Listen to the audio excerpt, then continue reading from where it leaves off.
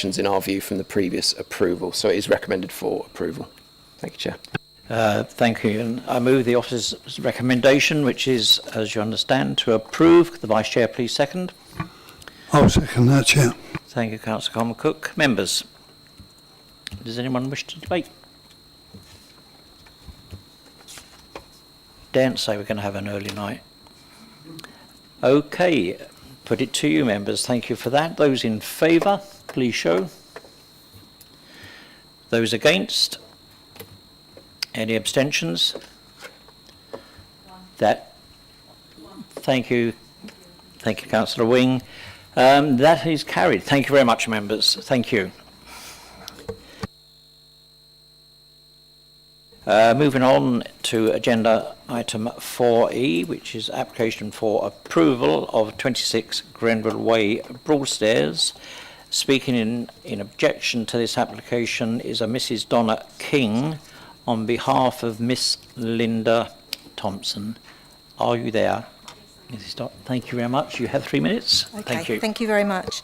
Firstly, thank you for giving me, on behalf of my parents who reside at 28 Grenville Way, the opportunity to voice our concerns regarding the proposed rear extension to number 26. Firstly, my parents have made it clear from the outset that there would be no objection to a flat roof extension. However, what is proposed here is not a flat roof extension. It is a flat top structure with sloping sides that fall short of the main eaves of the main property by 1 metre, together with a raised roof light. Previously submitted photos already show that number 26 covers approximately 2/3 to nearly a half of my parents' kitchen outlook, and concerns have previously been raised regarding the 45-degree rule, but no comment appears to have been made as to whether this has been addressed or looked at. The neighbour on the other side, number 30, has a number of flat roof extensions which complement the property and do not invade others' privacy or outlook. The main issue of complaint objection here is the loss of outlook and natural light into my parents' kitchen, which is a west-facing window. The kitchen window is only 74 centimetres high and 1 metre wide, which provides the only natural light into the kitchen and the dining area of the property, with a room space of approximately 5 metres by 3.5. The front door leads directly into the kitchen. It's a solid door with 2 obscure side glass panels. Referring to the report and the policy QD03, it states that development must not lead to unacceptable living conditions through the loss of light, outlook or the sense of enclosure. And my parents feel that this extension would indeed cover those 3 points. The natural light will be severely reduced, particularly in the winter. And necessitating the requirement for lights to be on for long periods of time. My parents are elderly, they're approaching their 80s, and they have concerns with regards to energy bills anyway, so having to have the lights on the area of the house that they use significantly is of concern to them. With regards to the issue on the paragraph around transportation, you mentioned that the current property has 2 bedrooms and there's not going to be any additional bedrooms. Would question that. There has recently been added an additional window to the side of the property that overlooks my parents' property on the kitchen side. They already have 4 vehicles, of which 1 is parked on the road and 1 is usually parked on the grass of the garden. So if additional bedroom is being created, would suggest that maybe someone else is going to be living there and additional transport would be needed. I would stress again, we have no objection to a flat roof extension, but the proposal here is not that, and the policy QD03 will appear to have been contravened to the lack of light, outlook and the sense of enclosure. I would add my comments, but I would end my comments by adding that this whole business has had a significant impact on the mental and physical health of my parents, who I say are approaching their 80s. This was their forever home, and the stress has not been good for them. Thank you again for taking the time to listen to our comments, and trust you will take these on board when reviewing the proposal. Thank you. Thank you very much, Mrs. King. I'll now ask the planning officer to outline this application, which I believe is Emma. Please. Thank you, Chairman. This is the application site outlined in red here, so number 26 Grenville Way. You can see the staggered layout of the properties. This is an aerial view of the property. So this is the application site here. So the proposal is for an extension in this location here. And then this is a view looking towards the site. So this is the property here. So it's this application site here. This is the neighbouring property, number 28 Grenville Way, who have concerns regarding the impact on their side windows. You can see in this image, these are the windows that have just been referred to. So there's a door and window serving a kitchen area in this location here, and then another window in this location here and here, which are serving the bathroom and WC. Can I just correct you there? That window you pointed to... I can't let you speak again. I'm sorry. Okay, but it wasn't the window to the bathroom. So this is the front of the property taken from Granville Way. So the proposal includes a front extension in this location here that's set back behind the existing garage and would be flat roof. And this is taken from the neighbour's property. So we've been inside the rear garden of the neighbouring property. So this is looking towards the application site, which is in this location here. So you can see the existing boundary treatment between the properties. This is looking towards the side elevation of the application site. So you can see the existing windows and the existing roof form. And this is the existing windows within the neighbouring property within the application property looking towards the neighbouring property. This is taken from inside the neighbouring property looking out. So this is the kitchen window and door where concern is raised regarding the impact to light and outlook from this window. So you can see the existing building in this location here, and the proposal is for an extension that extends out from the rear of this property at the same eaves level and following that roof pitch. And this is taken from inside the kitchen, looking again towards the application site. So again, you can see this is the area of concern where the extension would be in this location here and the impact that that would have on light to this room. The kitchen does contain some seating space, so we have considered it to be a habitable room and have considered the application on that basis. This is just taken again from the neighbouring site looking towards the rear of the garden, so again just showing the boundary treatment between the plots. So this is the block plan showing the proposal. So to the front of the site is a single-storey flat roof extension. Then behind the existing garage is again another small extension in this location here, and this location to the rear of the site, which is a 4.5 metre deep extension, which was originally pitch roof but has been amended, as you'll see in the plans in a moment.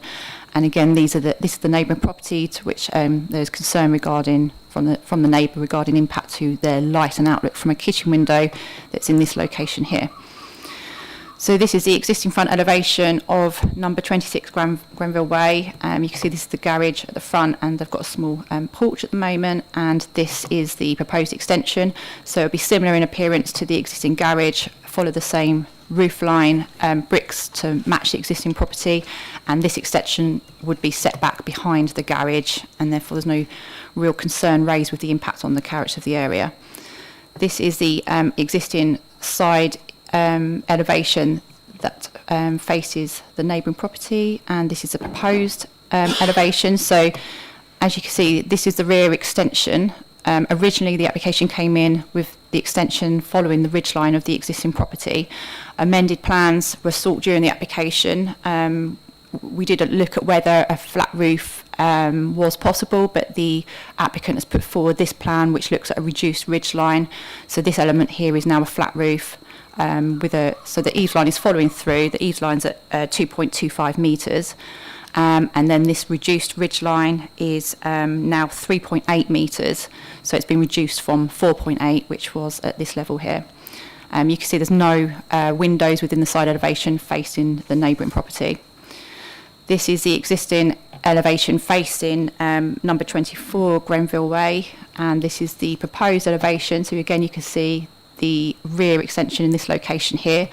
So there is a window within the rear elevation, but there are some existing windows already within that side elevation. It's not considered that this window in this location would have any additional impact on privacy when compared to the existing windows that are already facing number 24. There's already also a extension proposed in this location here, which is just to the rear of the existing garage, and as you can see, it's just of a similar design and height to the existing garage, and it's not considered that this would result in any concerns. This is the existing rear elevation, and this is now the proposed. So you can see originally the application had the ridge line at this point here. This now been dropped by the meter to attempt to reduce the impact on the neighbouring property, and now there's a flat roof at this point here. Again, in terms of materials, you can see it's materials to match and following the existing roof line of the existing property. And then these are the floor plans. So the floor plan on the left is the existing floor plan. You can see the garage in this location here. So the proposal is for this small extension to the rear of the garage, and then this front extension that projects out. The front extension is 2.95 metres deep at a height of 2.5 metres, but as you can see, it's set back beyond the front elevation of the garage, so there's limited concern on the amenities of the area. In terms of the neighbour impact, you can see there's a distance to the neighbouring property, so again, no impact regarding lighter outlet from that extension. This is the extension to the rear, so this is the area that's where there's some concern. Again, you can see the side window that faces number 24. You can see the distance to the boundary of number 24, which is 3 metres, and you can see the distance to the boundary with number 28. And then this is the section plan, just showing the rear extension and the existing roof plan and proposed roof plan. So the main concerns are to do with the impact on the living conditions of number 28. So as you can see, there's a distance of 4.5 metres even, between the proposed extension and the side elevation of the neighbouring property. So whilst there is a habitable room window in this location here, it is considered that given the distance of 4.5 metres, given the reduced height of the ridge level and the eaves level of the property, which is only slightly above the fence line, it's not considered that this would result in significant impact to the light and outlet from this window. It is appreciated there would be some impact, but it's not considered significant enough to warrant the refusal of the application. In terms of the remaining 2 windows, they're not serving habitable rooms, so there's no concern regarding the impact on these windows. So the application is currently recommended for approval. Thank you, Chairman. Thank you, Emma. I move that the officer's recommendation is adopted. The Vice Chair, please second. I'll second that, Chair. Thank you, Councillor Cormac Cook. Members, do you wish to comment? Councillor Orban. Yeah, I think we should comment on it, Chair. And certainly the design, quite happy with that. I can't see any issues with the front or rear extension. The small one is neither here nor there. Obviously, the major issue is on the residence at number 28. I suppose the question posed is the rooms that are affected. Can you just go back over it again, please, as to the 2 rooms that are affected, and I don't know whether you've worked out the times of day that the sun comes over from the east, as to how long they would be, any particular light would be shut out. So this is the side elevation of the neighbouring property. So this is the kitchen window and door in this location here. This, I believe, is the bathroom. I thought this was, we have visited the site and I thought we were told this by the neighbour, but we've got this down as a WC, but it may well be that that's the secondary window to this room here, so in which case, again, the impact on this window wouldn't be of huge concern because they already have rear windows serving that room if that is a habitable room. So the main issue really is the impact on this kitchen. And just to go back to the photo, so this is the view from inside the kitchen, and this view here. So as you can see, the extension would follow this ridge level, this eaves level, so it's only slightly above the fence line, and then the roof would hip away from the neighbour. So the fact that the roof is hipping away means it would have limited impact, and really it's this impact of the wall up to eaves level that is going to be resulting in impact to the light of that property. But given that small distance from the fence up to that eaves level, it's not really considered that's a significant impact. So I'll just go back to the point here. So in terms of this plan, obviously you can see north is above, so in terms of light coming through, light would be starting the sun on the right-hand side and following through along here. So at this point, there's still no impact. So it's only at this point here that there would be some loss of light from the sun that's facing towards the neighbouring property. And the reduction in that height means that there would be obviously less impact compared to the original plans. So it's not considered, given that distance, because there's quite often you'd have a side window with maybe only 1 metre or 2 metres to the boundary. This is a 4.5 metre distance. So it's considered with that distance and then the drop in height, which would allow for more sun to get through to that side elevation. We consider that the impact is acceptable. Thank you, Chair. Councillor Hart. Thank you, Chair. Everybody understands the loss of blue light or blue sky, if you want, and that's probably what they're going to lose, the blue sky effect. My question is, if it was a flat roof, how much lower would it be than the pitched roof that it's at? Roughly, are we talking 1 metre? Are we talking 2 metres? Because that could make a dramatic difference, because the blue sky appeal is amazing for some people. And you know, when trees are cut and things like that is the difference it makes to people to have the blue sky out their window, and they may lose that, and that is in a way quite sad. So I'm just curious to know what the difference is. If it wouldn't make much difference, it's neither here nor there. Thank you, Chair. So the distance to eaves is currently 2.25. The distance to the ridge as amended is 3.8. So there's currently a distance of a difference of 1.65 metres between the two. Obviously with a flat roof that will be higher than the eave level, but we're basically talking a bit more than 1 metre difference between a flat roof and the pitched roof that we currently have. Thank you. Councillor Crittenden. Thank you. I would like to go back to the view from the kitchen window again, because Councillor Hart has actually just put me to the post a little bit, because that was pretty much where I was looking at and thinking, if I was living there, I'm going to lose that bit of blue sky.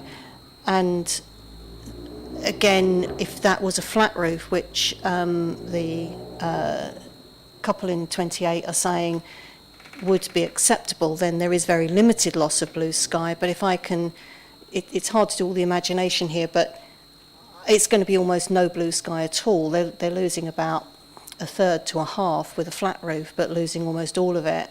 I guess partly it depends on the angle the photographs are taken from, and that's the bit I wanted to come back to. Because you're just going to have to stand right up against the window to get your blue sky.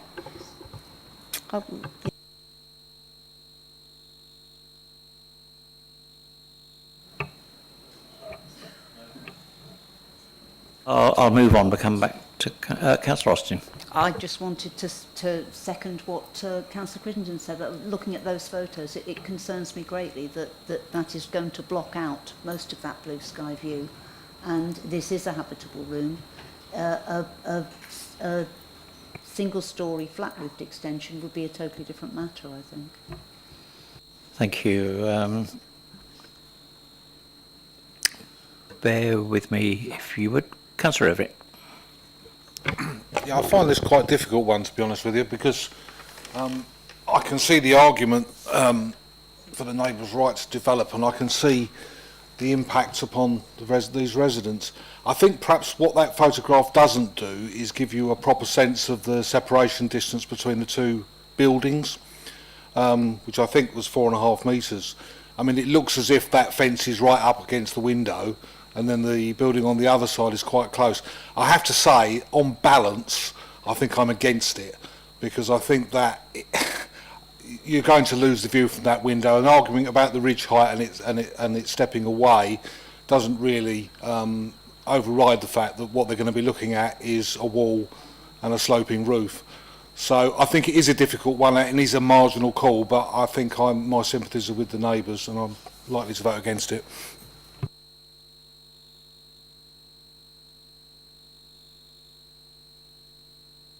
Councillor Moore. Yes, thank you, Chair. Could you, the officers, please explain why they've gone for the ridge effect if it's only a ground floor? What's above that from the ceiling height to that ridge? Is it a vaulted ceiling or, because that's not quite clear. That's my first question. Thank you. Do you have another one? Well, All right. this is the section plan showing inside the building. So yes, it is a raised ceiling. So there's no accommodation at first floor level. It's just a high ceiling with a roof light, basically, to get light into that space. Thank you. Yeah, I could see the roof light from the rear elevation, what appeared to be. I'm quite in agreement with Councillor Everett and some of the other members. I think it's going to be a massive impact on the neighbour for that window and that light.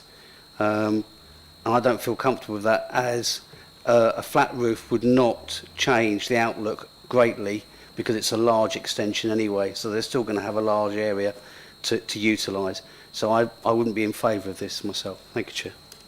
Thank you. Councillor Wright. Very much the same as everybody else has said. To say that you don't think that the planning officer doesn't think the loss of light is going to impact, it will make that room really dark, and that they'll lose all their natural light, which does worry me, because in these times it means that they're going to have to most of the time they're going to have to turn a light on so that they can actually have a decent place to be. So I won't be supporting this application. Thank you. Councillor Orban, you wish to come back? Yeah, thank you, Chair. I'm also in agreement, but I think for us, if the applicant would come back with a flat roof at that level, that will considerably help the issue for the applicant.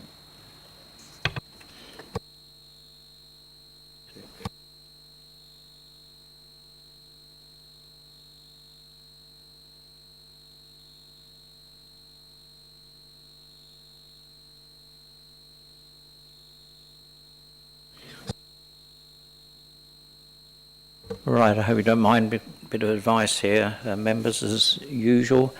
It's obvious that members have concerns about the design.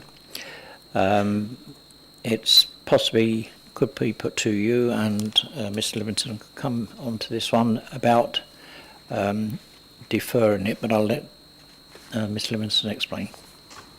So obviously I appreciate the debate is still ongoing, so members haven't made up their mind fully, but obviously we've had the majority of members raising points of concern about the same issue. In terms of the ability of members to seek amendments to the proposal, obviously at the moment if the motion is voted on, it would be potentially, if it's voted down, then an alternative motion could be put forward to defer for officers to seek amendments for it to be altered to a flat roof design.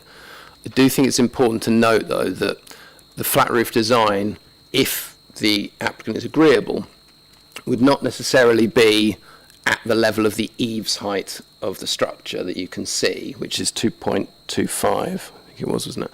So it may be a little bit higher than that, but it would obviously give members an option to have a look at the impact of a flat roof design, which would appear to deal with a number of concerns that have been raised. So if the chair is so minded to withdraw the motion with the agreement of the vice chair, then if a member wished to put forward an alternative motion to seek those amendments as stated, then that could potentially progress.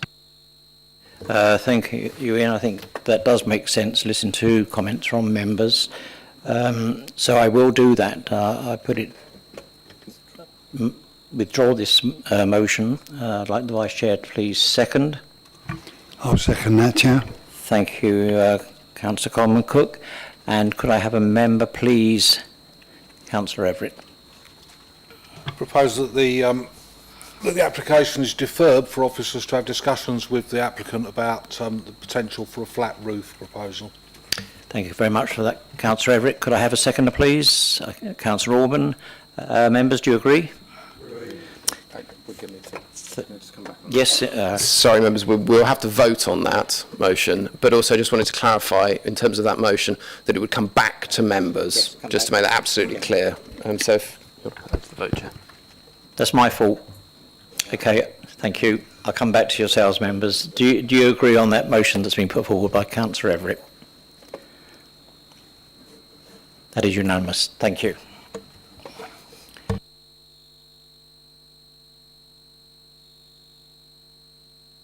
Moving again on to agenda item 4G, which is an application for refusal of 711 excuse me, and 15 Westcliff Terrace, Mansions, Ramsgate. Speaking in favour of the application is Mr. Andrew Evans. Mr. Evans, are you there? No, Mr. Rigdon's here in his place. He's on holiday. Oh, very nice too. But Mr. Rigdon, you wish to speak, and again you have 3 minutes. Thank you. Thank you. Thank you, Chair. On behalf of the applicant, I would like to read the following statement for both applications relating to this dilapidated and partially unused building. Members may be aware that parts of the landmark building have fallen into a serious state of disrepair. The roof has failed and years of water ingress has caused a serious amount of damage to the internal fabric. Windows have rotted, repeated break-ins and theft of historic features like fireplaces have taken place. The current owner has already shown his intent by investing heavily in the remedial works, paying particular attention to the listed building status, as the photographs provided clearly demonstrate. Our statement will cover the most contentious points of the proposals raised by the planning and conservation officers. The application is a resubmission following refusal of an application for the same proposals. Negotiations and discussions during the first application were non-existent despite our efforts to communicate with the planning and conservation officers. Whilst every attempt was made to negotiate a way forward to a mutually acceptable proposal, the planning officers were not willing to work with us. Retrospective approval is sought for the boiler flues to the front elevation, along with addition of boiler flues at third floor level to the rear elevation. The conservation officer incorrectly states in her comments that the boiler flues to the front are to serve the en-suites and describe them as UPVC material.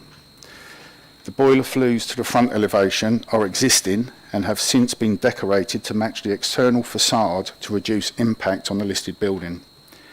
Any additional flues required to the third floor have been proposed to the rear elevation to reduce impact upon the street scene.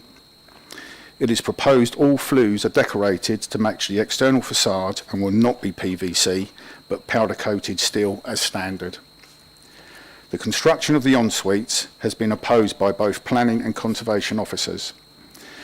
Precedent has been provided for both 2 and 22 Westcliff Terrace mansions, where subdivision of rooms has previously been approved to provide en-suites. Our current proposals have not been accepted. The proposed layout within an en-suite for the master bedrooms does not uncomfortably divide the existing bathrooms, as both meet recommended space standards. The proposed balustrade repairs to the rear of the building will be of concrete lintels and reinforced render finish to provide a more robust structure for the top rail of the balustrade. The concrete lintels will also be less affected by differential movement and moisture content compared to brickwork and will prevent cracking to the render. This alternative method will prolong the life of the balustrade whilst remain in keeping with the appearance of the existing features. In summary, the applicant is investing heavily in updating and preserving this listed building. It is considered that proposed work will not cause harm but bring life to the designated heritage asset, securing its optimum viable use. Thank you. Thank you, Mr. Rigdon. Call upon Councillor Brenda Rogers, who is speaking under 20.1. Thank you, Chairman and members. This beautiful building has suffered years of neglect over a long period of time and has become a dumping ground for large items of rubbish. This is actually improving with work being done there. I visited this property with an open mind, but it has been very tastefully refurbished to a very high standard. Other parts of this building already have flues and outside entry systems. As there are pillars to the side of the front doors, I fail to see where entry systems would be placed if not on the door. The parts of the balustrade that have been repaired are admittedly constructed with different materials, but so well done and made to last, they fit in perfectly with the rest of it. Paragraph 130 on the MPPF states that decisions should ensure that developments will function well, add to the overall quality of the area and are visually attractive. I believe this application ticks these boxes. In my view, all the works that have been done enhance the look of this building and also the street scene. It's a pleasure to see these improvements after years of decay, and if you're any doubt whatsoever, I urge you to have a site visit. Thank you. Thank you, Councillor Rogers. I call upon Annabelle to give the report.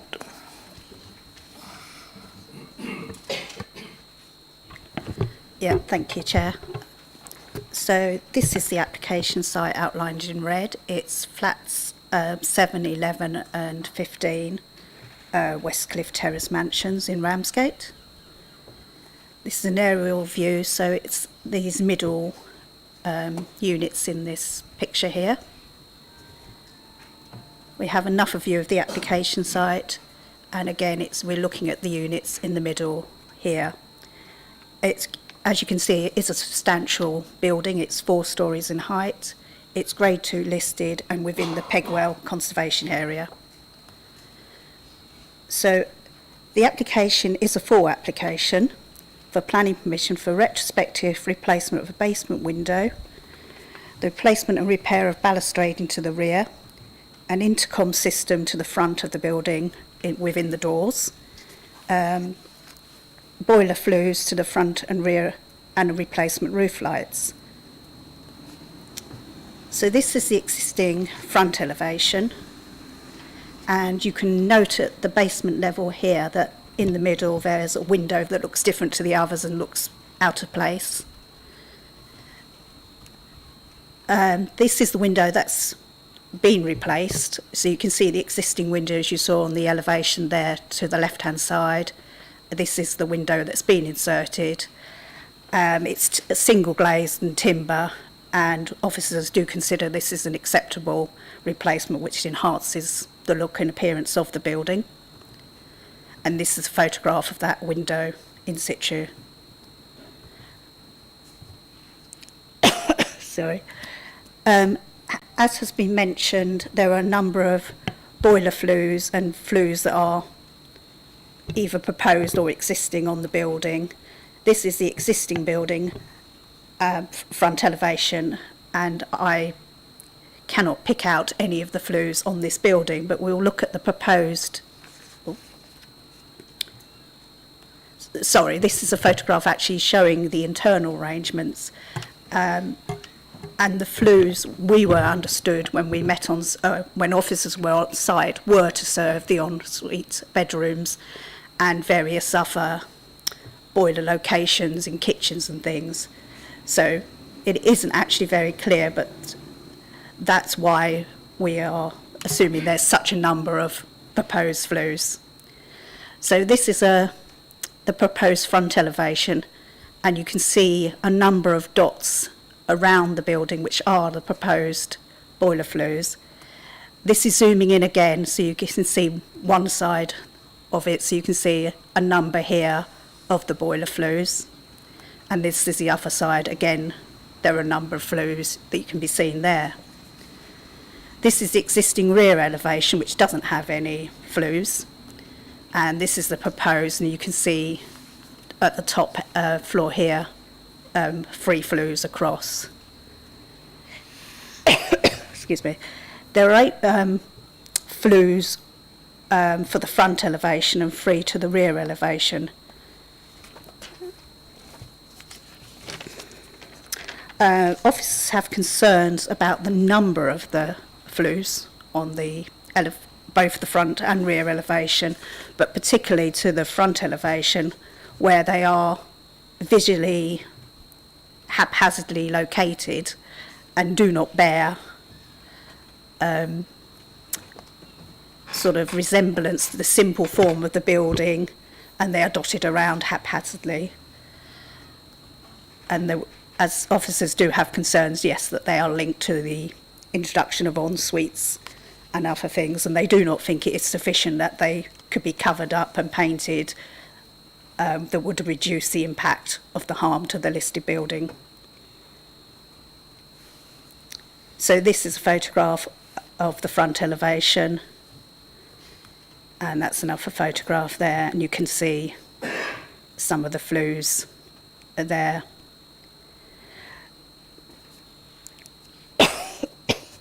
So So the application also, which has been mentioned, proposes the replacement and repair of some balustrade into the rear. When this is looked at the balustrading is at ground floor level when looked at for the occupants of Westcliff Terrace mansions, but it's at a higher level, essentially almost at first floor level when viewed from the grassed area behind.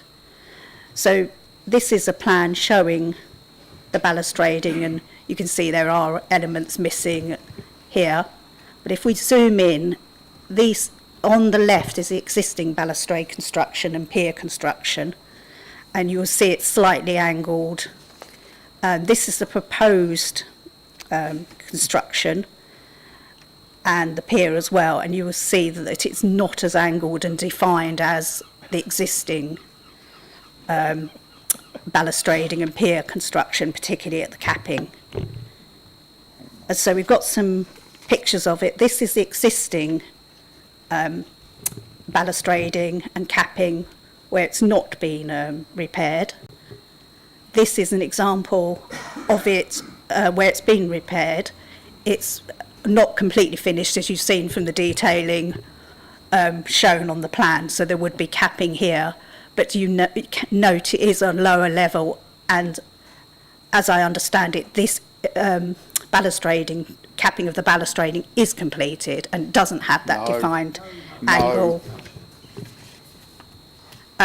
This, as you can see, is showing a longer piece of the balustrading, so you can see this bit here which hasn't been repaired, and you can see this new bit here, and it is slightly lower down, so you do get a distinction in levels, and this is the difference in levels which I mentioned earlier. This is looking from Westcliff Terrace mansion, so it's a sort of a ground floor level, but you can see the area beyond is lower in level, so it's higher up, and you get a more it's more visible from that area. And again, this is just another view of the balustrading and the pier here.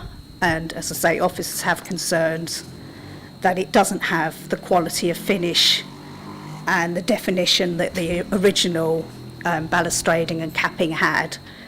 And there is no real justification being put forward that we feel to justify why there is a change in material and why it cannot be constructed in the same materials as the original balustrading and capping. The applicants advise that the original materials have failed over time and have basically just not stood the test of time. But it is noticed that we consider it to be pretty much the original balustrading, so it's been in place for approximately 150 odd years, so you give it some benefit that it's stood quite a long time on site, and we do think it can be repaired using original materials.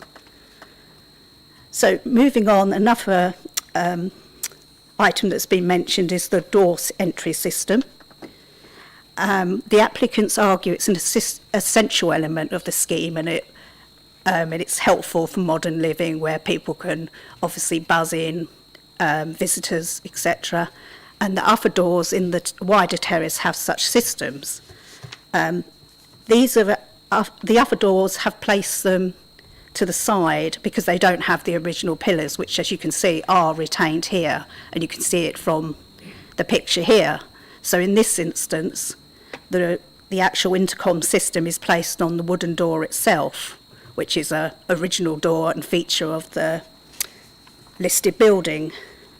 So officers have concerns about the impact of that and the visual intrusion and the harm to the integrity of the building and its simple historic proportions. We do understand it is convenient for residents of these sorts of units to be able to buzz in their visitors, etc., but we do not consider it to be an essential part of a building of this nature. And it's not considered the convenience to residents, albeit would outweigh the harm to the listed building, because that would be a private benefit to those residents and not a public benefit. So there is a picture here of the door, one of the doors with the intercom in place. And as you can see, we do consider it alter the proportions of that door, but we do understand it cannot be placed where others have placed their intercom systems, because it does retain the pillars, which is a good thing to have been retained. The last replacement is the replacement of existing roof lights with new aluminium roof lights. This bottom plan here is the existing roof plan, and you can see here a number of roof lights shown. And it's slightly harder to see here, but this is third floor plan, and through the middle of this plan you can see dotted lines, which are the roof lights above, and they are essentially in the same place as the existing roof lights. This is the plan of the roof lights that will be there replaced, and this is just a picture of the roof light, and there's no real objection in principle to that replacement. So to conclude, there is not considered to be any impact from the proposed development on, for example, living conditions or highway safety or other impacts, but it is considered that there is significant harm to the listed building and heritage assets of the wider conservation area. It is considered to be less than substantial, so it is weighing it up, as we're instructed to do by the policy, the paragraphs and guidance in the MPPF, about whether there is public benefits that outweigh that harm. It is not considered by officers that there is that public benefit. There are private benefits, and they are acknowledged. And so the officer recommendation is for refusal. Thank you, Chair. Thank you, Annabelle. Before I move the officer's recommendation, I'm going to bring in Mr. Livingston, our Planning Applications Manager. Ian. Thank you, Chair. I just want to come in, if possible, about the balustrading, just because I just want to clarify something for members. Sorry, bear with me. I will just cast my screen now to the screen so it works. Just to clarify the point with regards to what's being proposed, as Annabelle mentioned, this is unfinished in terms of what's being proposed. If we go back to the image here, you can see on the left-hand side, you've got the existing balustrading construction, which shows that effectively what you've got is you've got brickwork above the balustrading, and then you've got roof tiles internally that's then all effectively capped by the sand and cement. What's being proposed is, as mentioned by the applicant's representative, is a change in the way that it's constructed so that it's actually reinforced with chicken wire mesh and effectively sort of built up on a concrete lintel, and you've just seen that concrete lintel in the image that I showed you. The concern here is obviously, as mentioned, the prominence of this set of balustrading in the conservation area, the wider conservation area, and obviously the setting of the listed building, and part of that is about making sure that the historic methods of construction, so that it entirely matches both in material and in appearance, everything that's there. And whilst obviously the appearance has been shown on the plan that would be proposed, would match that. It's obviously the construction, although, as mentioned in the report, there are some concerns about the levels, whether or not they would precisely match what's there at the moment from what has been constructed on site. So I just wanted to clarify that this isn't finished. It's proposed to build up that lintel that's there on site. Thank you, Chair. Thank you, Ian. Therefore, I move the officer's recommendation is adopted. Could the Vice Chair please second? I'll second that, Chair. Thank you. Members, Councillor Alban. Yes, thank you, Chair. I wanted to have a look at this on Monday, and because I wanted to see what dastardly acts have been committed to this very large and substantial building and terrace. I have to say that if you go and walk along the front there, in front of the building, and you look up the boiler flues that we're talking about, merge very well with the building. They have been painted the same colour and they match in quite well. You know, we are in 2022, and these are existing boiler flue, so you need some heating in these places because they are cold. And also, in relation to the other issues, especially in relation to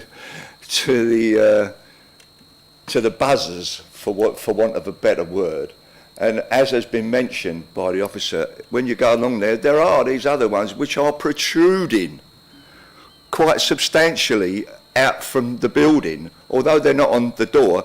That is a flat plate against the door, now, which can be removed at any time, should this get approved or refused or whatever. For me, you've got this very large, substantial building, and these things are absolutely minor and have no effect whatsoever on this effectively beautiful listed terrace. The work that I've seen on the front elevation looks outstanding. It's been done to a very high standard.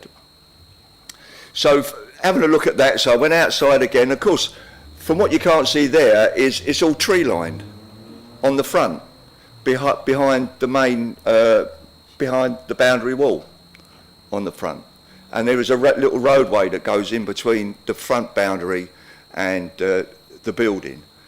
So there is no effect on the street scene, in my opinion, whatsoever. Now, from then I had to clamber around the back because you can't get access to the back unless you go right the way round. So I went all the way round to have a look at this balustrade. And as has been pointed out, it's not finished by any means. I understand that it was probably the developer was told to stop work on it, I guess, when the officers went around. And obviously that is the state that it was left in when they were told to stop work. That's what I'm surmising. Now the officers have already said in relation to other stuff, the window, the roof lights are okay. And what we're talking about here are these minor, very minor issues. Now, if you refuse the minor issues, then you refuse the whole thing. You're refusing everything. So that's the decision that we have to take. Personally, I see no harm to the listed structure. Because of its size, these are very small items and they do not detract from the stature of the listed building. And if I can make one more issue, Chair, if the officers can show us the rear elevation of the building, and when you look at this part in the middle, which you can see, now if you go, because I walked along here, and if you go to about halfway down, the end block, at 2 levels, there were balconies, and either we've allowed or overlooked, they've put in sliding either UPVC or aluminium sliding doors within this building. That's a major alteration. So if anything, we should have taken action against that, or if we've approved it, why are we refusing this? So I do have an issue there, Chair. So if the officers can answer that, I would be very, very grateful. Thank you. Thank you very much for that, Councillor Orban. I'm going to bring back Mr. Livingston. Thank you, Chair. Just to pick up that last point on the alterations that you've mentioned at, is it first floor? Sorry, Councillor Orban, was it first floor of the one of the neighbouring properties? I must admit, I'm not aware of that. I don't know whether or not that has listed building consent. From the way you've described it, I very much doubt it's got listed building consent, and that is something that obviously we could investigate and see, or maybe it's previously been investigated by the enforcement section, I'm not sure. Obviously, it's about considering what's in front of members, and Councillor Orban's made that quite clear. I do just want to clarify one point about the difference between this application and the next application, because obviously the next application is a listed building consent application, so it's particularly about the listed building itself. This application, the consideration is about the setting of the listed building and the impact on the conservation area and the wider character of the area. So that's the differentiation there. But I do pick up, obviously, the points that Councillor Orban you've just made there. Thank you. Thank you. Can I come back, Chair? Yes. Yeah. Thank you, Chair. The concern that I now have, Chair, is that when our officers went on site to have a look at this application, I mean, I spotted these aluminium sliding doors in about 2 seconds flat, and I'm surprised that our officers didn't spot that and didn't look to see whether that had got consent. Thank you, Chair. Thank you, Councillor Orban. Councillor Hart. Thank you, Chair. As you know, I'm usually vocal on these sort of things. As I do agree totally with Councillor Orban, I think we have to have a little bit of sense about all of this. What do the council want if they don't want a flat box or a flat sheet on a door to let people into a property? Do they want a big stand out the front with a big box on it that they can then press a button? What is the alternative they're asking for? I mean, I just think it's nice to have properties brought back into use and be habitable for people of the area. Just because they've got a little plaque on the front, as Steve quite rightly says, that can be removed if necessary. All of these flues, we've got to have rooms that are usable and have to have flues. And I totally agree with Councillor Orban. With regards to balustrades, I am assuming the same as him, that work was stopped so it isn't finished, because it does look appalling, and I am sure that the builder will put that right, but that needs to be clarified, please. And one assumes that they are going to end up at the same height because they're going to put coping stones on top of that concrete plinth. But until you can confirm that, I just think that we'll just get pernickety, and I think that's wrong, and I think we should actually be trying to make these houses habitable for the future. Thank you. Thank you, Councillor Hart. Councillor Austin. Thank you, Chair. Can I point out to members the left-hand end of this terrace? I'm very familiar with this terrace. I walk there very regularly. There is an area there on the plan we just saw. Could we go back to that? On there, on the left-hand end there, we have flats which are actually come right out. So they don't have balconies. They don't have all the structure. So something, again, following on from what Councillor Oldham has pointed out, something has either been permitted or done without permission there that completely ruins the symmetry of this building already from the rear. These developers have done a splendid job on what was a virtually derelict building. I am the last to say, let's go ahead and allow X, Y and Z because we've allowed A, B and C before. But frankly, I live close to Wellington Crescent in Ramsgate, which is bristling with satellite dishes and all sorts of stuff. And it could be an immaculate Georgian terrace like in Bath, but it's not because it's in Thanet. I am unhappy with the look of some of the buzzers and this kind of thing. I agree with the officers on that, but frankly, we have to live with the times. And certainly the flues are almost invisible, and as Councillor Oldham has pointed out, the whole frontage is shrouded by trees. The effect on the conservation area has got to be virtually nil. Thank you. Thank you, Councillor Austin. Councillor Crichton. Thank you. Yes, I think we're getting a bit of a theme here, actually, because some of what my thinking has already been said. As Councillor Orban has said, this terrace is actually not visible from the road. I feel that we actually have 5 elements here, 2 of which officers are actually quite happy to approve. The only one that I have any potential concern with is the balustrading, but as we've already seen, that's not yet complete. So there is the scope to ensure that can be done in an appropriate manner. We do need entry ways of alerting people in flats. I know those doors, you can't hammer on them. My paid job is as a door knocker, so I do appreciate going to flats where there are doorbells, so I would definitely support them having some kind of access, if you don't mind.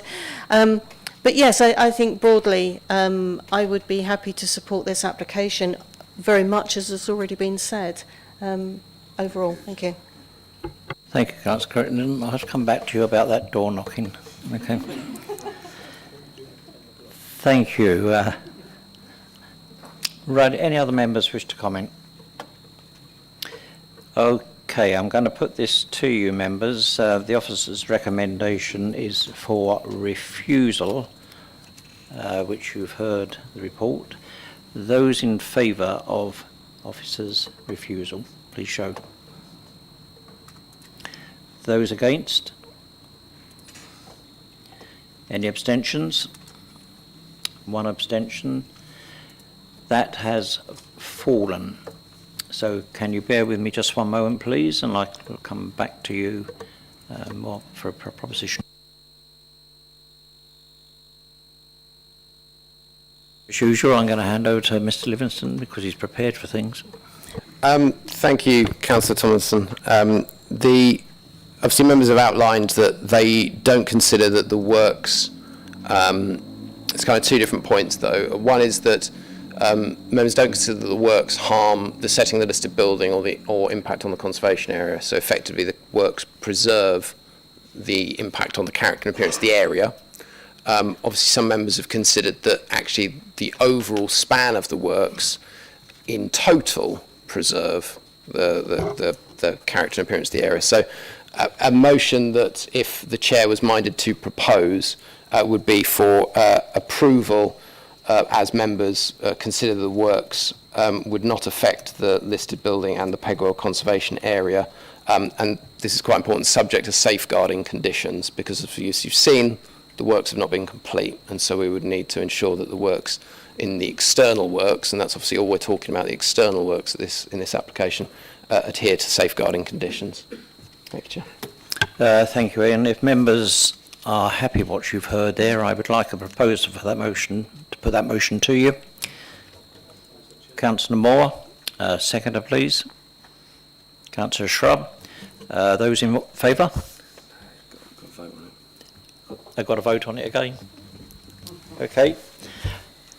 I'm going to ask you to vote on that motion once again, please. So those in favour? Anyone against? Abstentions? That is carried. Thank you for that, members.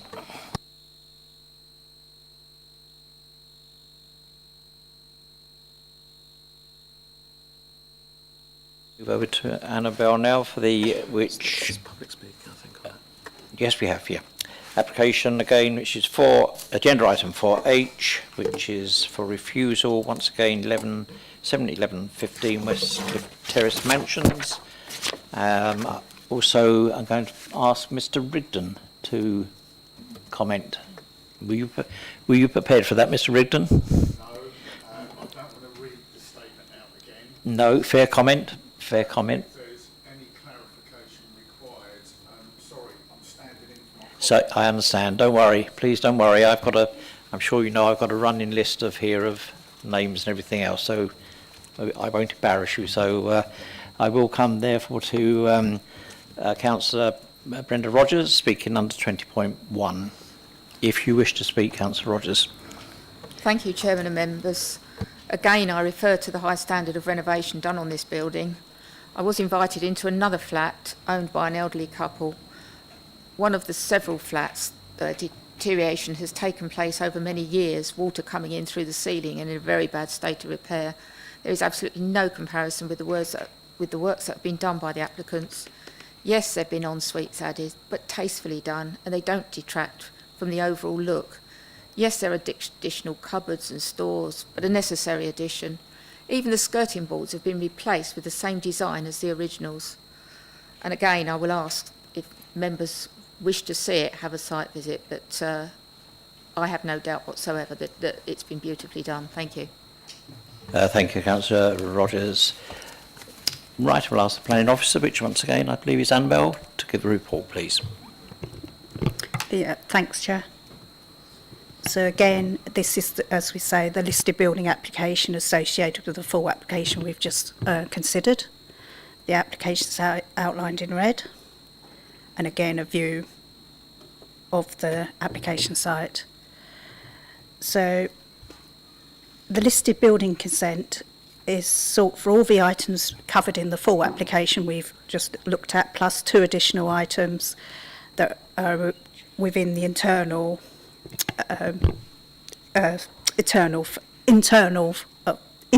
of the flats, excuse me.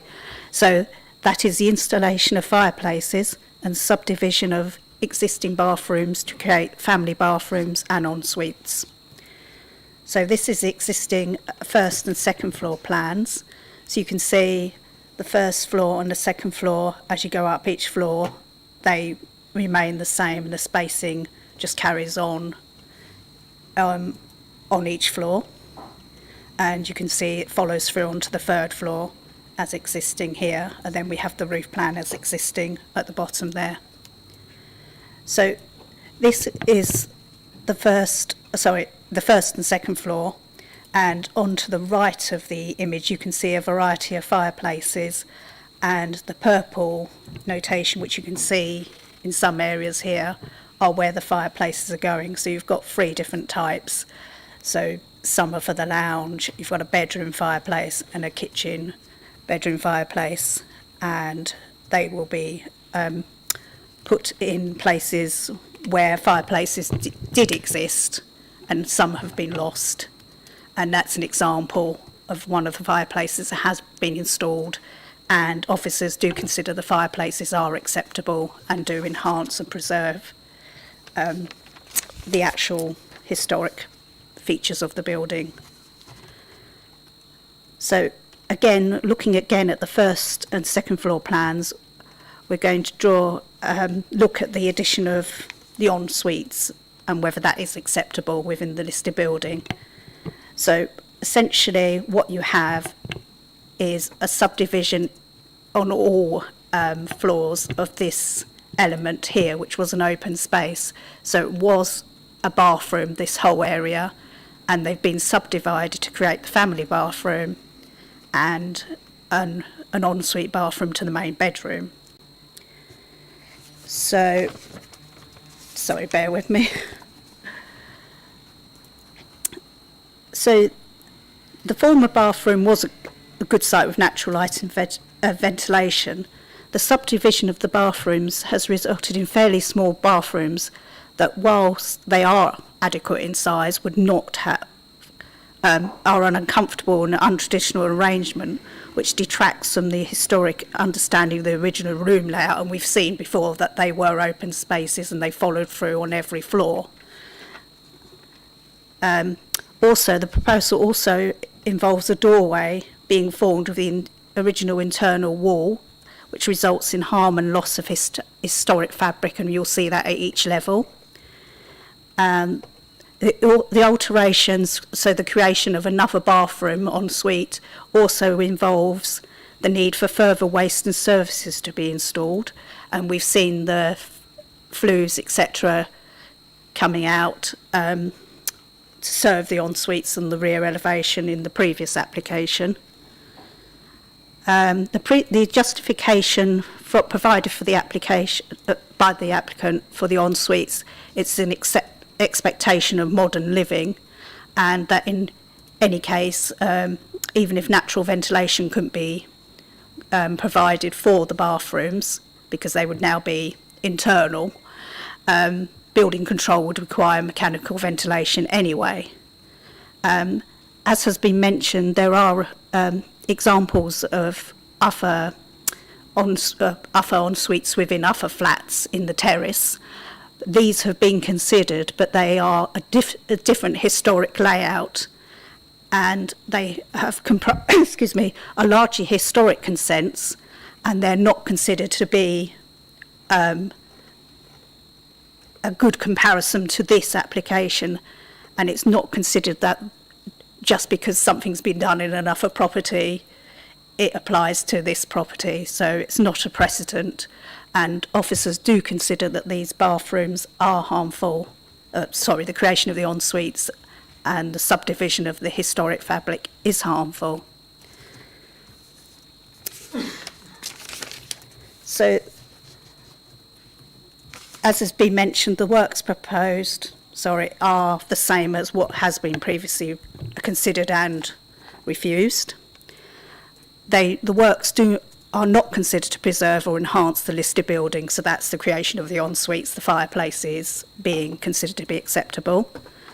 Again, officers consider the benefits from the proposal are private and do not outweigh the harm to the listed building, as the test, when considered against the test of the MPPF, and they're not necessary to secure the optimum use of the building as residential accommodation. You could occupy a flat there without having to have an ensuite bathroom. And the works are therefore considered contrary to national and local policy, and the recommendation is for refusal. Thank you, Annabelle. Sorry. Forgot to mention, just to reiterate, that all the other works are considered, the listed building application also considers all the works we've just looked at in the full, so the basement window being changed, the flues being added,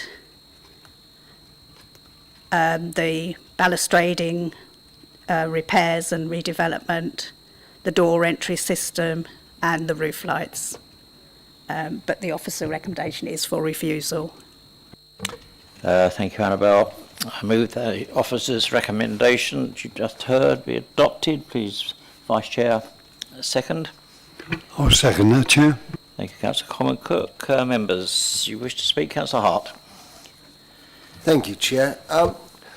The room that's being subdivided, one assumes it was a bathroom. If not, where was the bathroom? Yeah, so it was a bathroom. So realistically, you're going to have the same amount of waste, whether it's 2 rooms or 1 room, because if you're going to have a shower, you're going to have a shower now, or you're going to have it later on in 1 bathroom. I don't see what difference it actually makes. The same amount of waste is waste.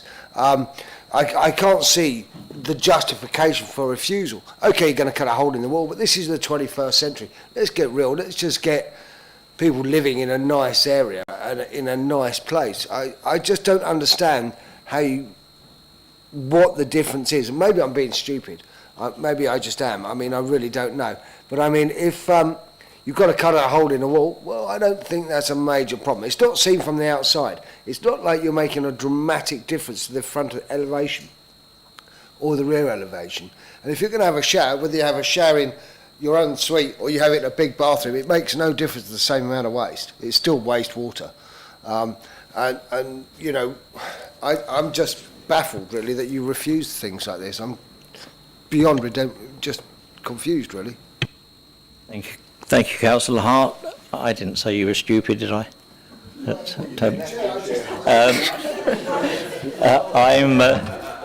I'm going to bring back Ian just to comment on what you've mentioned there. So the concern that we're raising is in all of these areas, it's the subdivision of the space. So when looking at listed building consent, it's an important consideration to look at the internal layout and the way that the space is laid out and has been laid out historically. And any concerns about, in this instance, it's, I suppose, the creation of an additional opening into the wall of the bedroom to create a door into the new bathroom. But it's also the actual insertion of a wall through the space itself as well. It isn't anything to do with the amount of wastewater that's created. It's the physical incursions to change the character of the listed building that's the concern that we're raising. Sorry, Chair. Is that room? You're trying to subdivide. Is it 20 foot square or is it 8 foot square? What's the subdivision? We'll just have to check if we've got the plans. I mean, if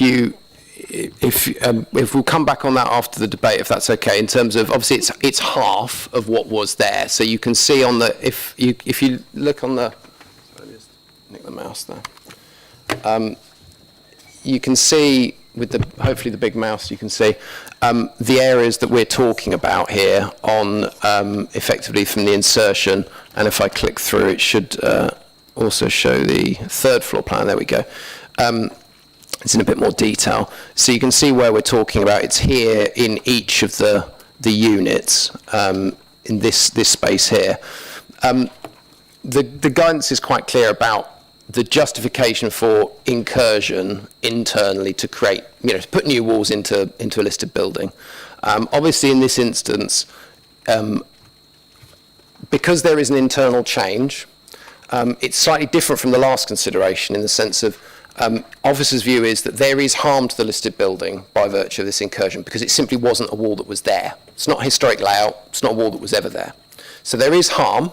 The question is whether or not members outweigh that harm by, according to the MPPF test in 202, is whether or not the public benefits of providing this accommodation as they've shown, outweigh that harm. And so that's the issue there. So it's, it's very clear that there is an incursion, and it's just whether or not. So the points that have been raised about precedent is, again, it's a different building. We've gone through the cases that have been mentioned. It's a different layout. It doesn't have the incursions in the same way that this does. We do consider this stands on its own as a consideration for this application. But that's why we've put forward the recommendation we have. But we'll see if we can come back to you on the precise size of those 2 bathrooms, if we can. Thank you, Ian. Councillor Alban. Yeah, thank you, Chair. Just going back on what Ian was just saying, I think, this is the difficulty with listed buildings. These listed buildings had lath and plaster on the walls. They ain't got it now. And it's accepted that plasterboard is acceptable in listed buildings to a certain degree. And we certainly wouldn't, all right, Ian, I know, but you can't, you're not, would we really ask a building of this size to have all lath and plaster put back if it was damaged, destroyed? I take it that the ensuite, the added wall or walls, I take it it's the side wall and that across. I take it to be. The added wall is that wall. It's just across. Yeah, okay, I'll take that's a stud wall. So stud wall in itself, so that's a wooden frame with a bit of stud work on it, and again, you consider that not to be a permanent feature of that building. So that could be taken out sometime in the future and returned to its current thing. I just think again, I'm with Councillor Hart on this one. I'm probably just as stupid as he is, but we are in 2022, 21st century. People, and I'm not talking about the money that's been spent on this, but from what I've seen from the pictures and what I've seen from the external photographs, the quality of work that's taken place, and as someone said earlier, I think it might have been Councillor Rogers about the woodwork that's been put in. It's in the quality of that, the quality of the fireplaces that have been put in and will be put in. I think we've got to take all of that into consideration, and the amount of restoration that has been done on this building. And I personally, I can't support this refusal, Chair. Sorry, I just can't support it. Thank you. Thank you, Councillor Alban. I have got you down, Councillor Wing. Ian, do you wish to come back on? It's just on the point about permanent change. Obviously, what's being proposed is a permanent change. It's not, whilst I accept what you're saying that it's a stud wall, that means that in the future it could come out. That is obviously, it's proposed to put a wall in there. There's no requirement. We would have no ability to ask the wall to come out after we've granted permission for it. So I take your point, it's a different material from the main walls, but it's a permanent change to the internal layout. Thank you. Councillor Wing. Thank you, Chair. I mean, I had the privilege of living in a Grade 2 listed building on the Paragon, and it had all its original features. Very often with these listed buildings, including this one, they've been absolutely brutalised, and a lot of the original features were ripped out before the conservation area appeared. So first of all, I'd like to congratulate the developer on trying to get those original fireplaces or look-alike original fireplaces back in, and the 3 different match the similar ones, original ones that I had in my house. I do think if we're going to preserve our historic buildings, we have to recognise that we live in we live in a modern era, and if we don't allow their slight changes on a big building, then we will find these buildings falling into disrepair, like this building was. It's also a building I walk past on a daily basis, with no developers wanting to take them on, and they fall into disrepair. They get knocked down, and we totally lose our historic buildings. So I can't support this either, because I think this is a sort of a compromise to actually refurbishing one of our most fabulous blocks of buildings in a way which enables the building to be preserved almost entirely, but allows modern living. So I also can't support the motion. Thank you for that, Councillor Wing. Councillor Crittenden. Thank you. I'm also mindful of actually supporting this application. There was a couple of things I wanted to check, picking up, I think, from Councillor Hart, which I often seem to do.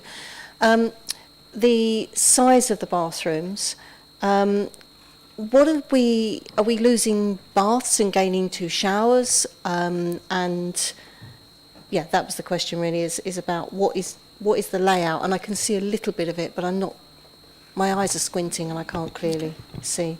In terms of size of the bathroom as it was without the subdivision, it was 8 square metres. The bathroom that's then created, it splits it essentially in half, so they become 4 square metres each. It appears from the drawing that the bathroom, the family bathroom, which is the top bit of that, would have, it's showing a bath and sink and toilet and a shower in the ensuite with the sink and the toilet. Okay. I shouldn't let you speak, really, if you don't mind. But thank you. Councillor Everett. Yeah, I just to add a little bit of balance. I just like to remind members that we make the decisions here. And I think it's entirely appropriate that the officers bring their professional judgment in relation to these listed building applications. And I've listened to what's been said, and I can understand the argument that's been put by the officers, and I can understand the argument that's been put by members. But I don't think we should be, in any sense, giving the impression that we don't want to hear the professional view of the officers because we don't agree with it. You know, we absolutely want to hear it, we want them to do their job, and then we'll make the decision. And if, as it seems to be the case in this example, we don't agree with them, then we'll decide in that way. But I think it's entirely appropriate we have this debate, and it shouldn't be seen at all as us, the officers shouldn't bring forward these views, because they should. Thank you. Thank you very much for that, Councillor Everett. I totally agree, and yeah, thank you. Councillor Moore. Yes, thank you, Chair. So for what I've seen so far, the rehabilitation of this building has been done in a very subtle way, and some of the things have had to be done to facilitate modern living, which we've all agreed upon. That large bathroom has now been split into 2 bathrooms by a stud work.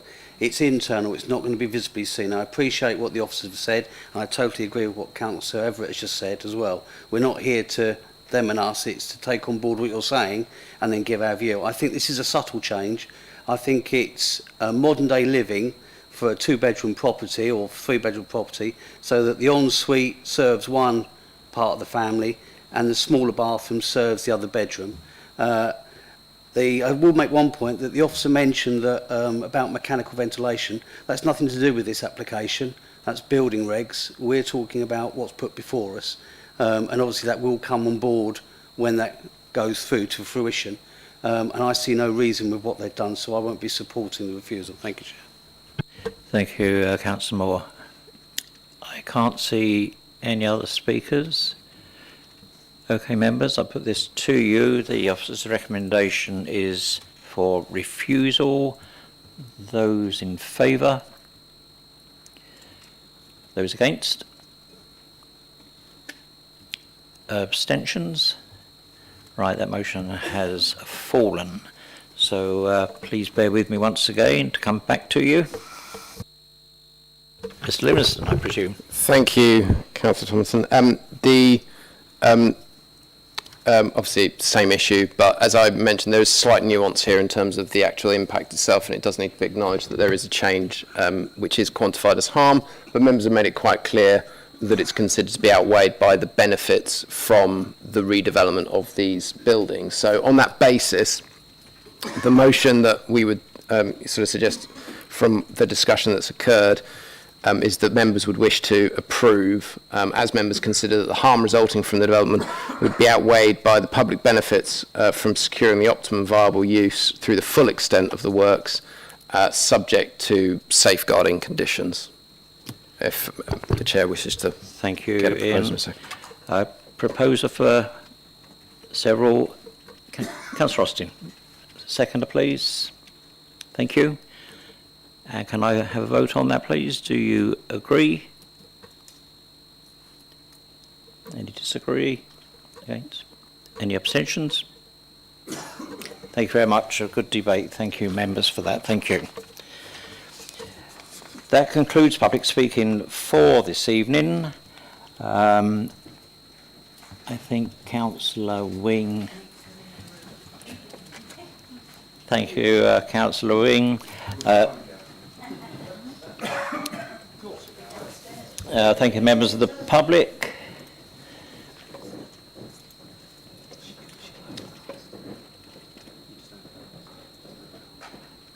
Okay, I will now call upon our clerk to read out the remaining planning applications. As usual, if a member wishes to reserve an application, please could they shout at me and you'll have your say. But Stephen. Thank you. AO1, 53 to 57 High Street, Margate. AO2, 4 Down Barton Farm Cottages Down, Barton Road, St Nicholas at Wade. AO3, St Lawrence Tavern, High Street, St Lawrence, Ramsgate. AO6, Waybank, Way Hill, Minster, Ramsgate. RO9, 53 Addington Street, Ramsgate. Thank you very much. Okay, so we're moving to, well, I will propose that those that haven't been called, and could I have a seconder, please, at those applications? Okay, members agree? Thank you. So moving on again to item A02, 4 Down Barton Farm Cottages, called by Councillor Wright. No, it's Addington Street. No, Oh, Councillor. First one was, did you call? Yeah. Yeah, yeah. Getting me confused. Councillor.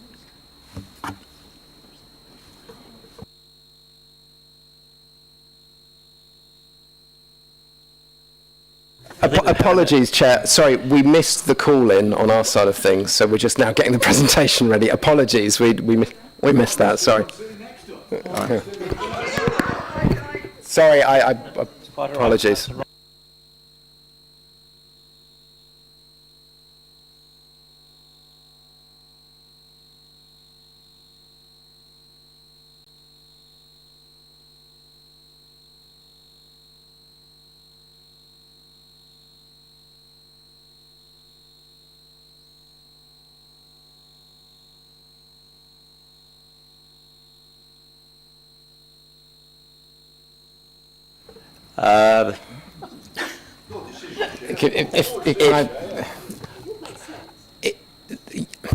Yes.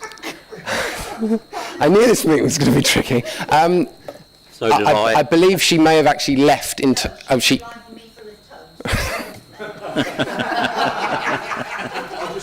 just made a joke to say that we'll call her, but Right. Shall we have a short adjournment? And if Councillor Wing wishes to join for this particular item, then that is fine, because she's not influencing members.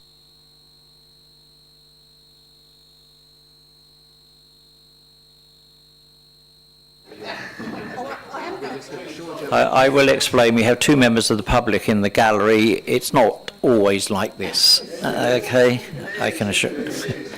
Well, especially when you're concerned, Councillor Orban.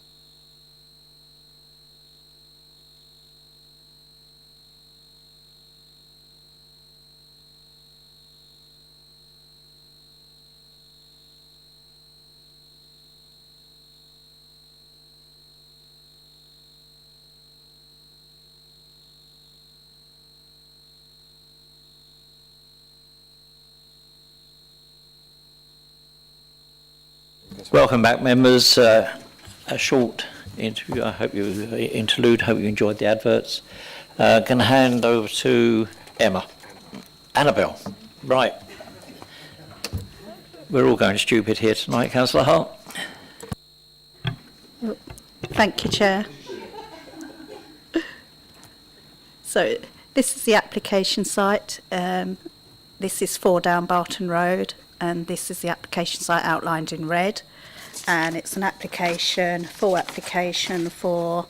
change of use from agricultural land to residential garden association with number 4 Down Barton Cottages. Down Barton Farm Cottages. So this is the application site, that's number 4 here. This is the side access to that dwelling, and this is the land in question.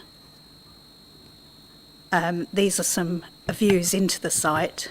So number 4 would be on the left of this image, and this is the land that we're talking about. And this is a view where you can see obviously number 4 there, its side access, and the gate we just looked at in the previous photograph. Excuse me. So this is what essentially they're proposing to do. It maintain the existing access to number 4 here, but change this piece of land to an extension of their garden. So, essentially, it is in the countryside. It is agricultural land as such, but it is clear when we look at this image here that it is a small piece of land. It's divorced and separated from the field you can see running to the rear and wrapping round here. Whilst it is described as agricultural land in the application, given its small nature and it hasn't been used for agriculture for a number of years, its loss as agricultural land would not have a significant impact on the supply of agricultural land within the district.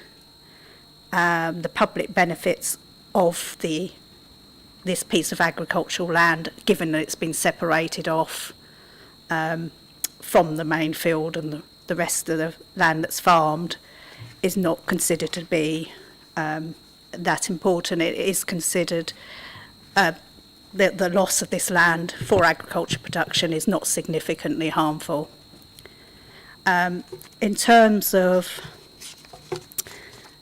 character and appearance, it's not considered the use of the garden is likely to change and impact the character and appearance of the land. There is some concern if the applicants were to put buildings and other structures on the site that there may be some impact from that. So condition 3 on the application does remove permitted development rights for them to put buildings on. But given that condition, officers are of the opinion that there isn't a significant harm from this proposal in terms of loss of agricultural land or impact of the use of that land as garden land on the character and appearance of the area or on living conditions or on highways. So the officer recommendation is for approval. Thank you, Annabelle. I move the officer's recommendation that you've just heard. Could the Vice Chair please second? I'll second that, Chair. Do we have any members wish to speak? Councillor Hart. Thank you, Chair.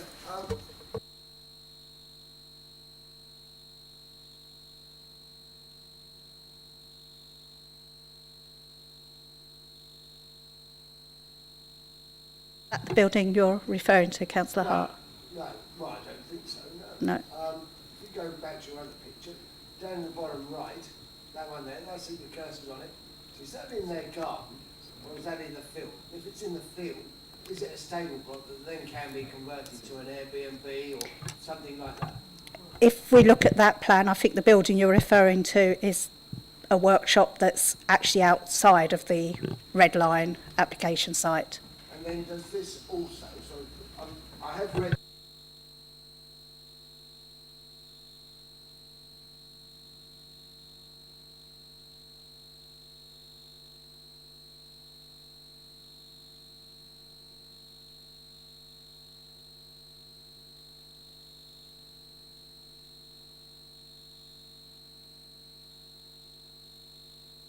Thank you, Councillor Hart. I can bring back in once again. So it doesn't change the boundary in the local plan of the urban confines.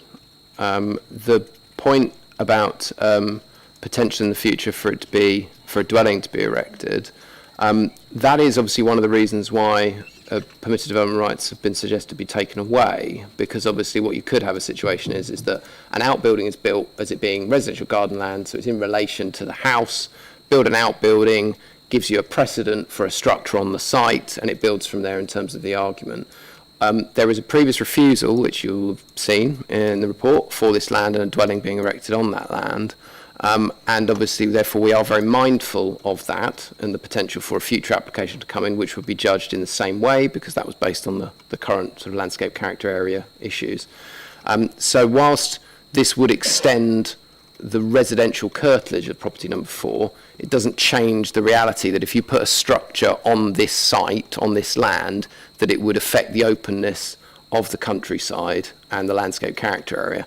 But the change of use of the land itself to residential land may mean that you get some sort of residential paraphernalia doesn't require planning permission, doesn't have, it's not a building with a structure, it's, I don't know, children's play equipment or whatever it is.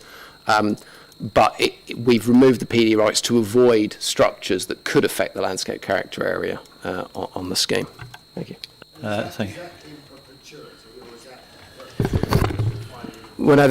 Sorry, Councillor. The condition is in force if permission is granted. It is in force on that land from then on. If the condition were to be breached, then the condition would have to be breached for 10 years before it would become lawful, and obviously if it was breached, then the council would consider it under its enforcement procedures. Thank you. Councillor Everett.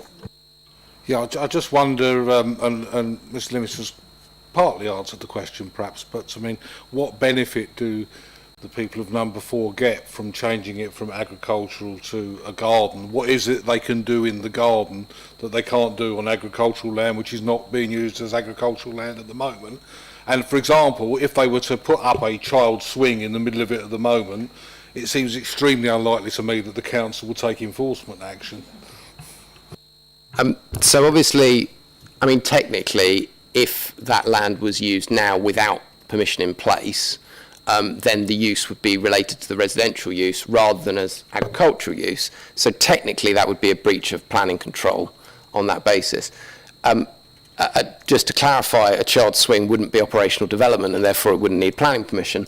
But in terms of benefit to be accrued from it, I suppose the logic, and again, this is me not knowing the motivation of an applicant, which obviously isn't a consideration, but clearly this, I suppose, tidies up the land holding, the what relates to what that person owns. But again, the motivation for the application isn't something that can be considered. What we have to consider, though, is what the outcomes could be from the permission, which is why we've removed the condition, or put the condition on to remove PD. Councillor Hart. Thank you, Chair. I'm not trying to be obtuse. A building is a shed, a garage, a stable. A caravan isn't, is it? Because it has wheels and is movable. So as long as you have 2 wheels on it, it's a movable structure, so therefore it doesn't need planning. Is that correct? And if so, then you couldn't do that on agricultural, but you could do that in your garden. So therefore, again, it could become an Airbnb by putting a shepherd's hut up there, or whatever you want to call it these days, a glamping site or whatever. So, we just need a bit of clarification on this, really, Ian, I think.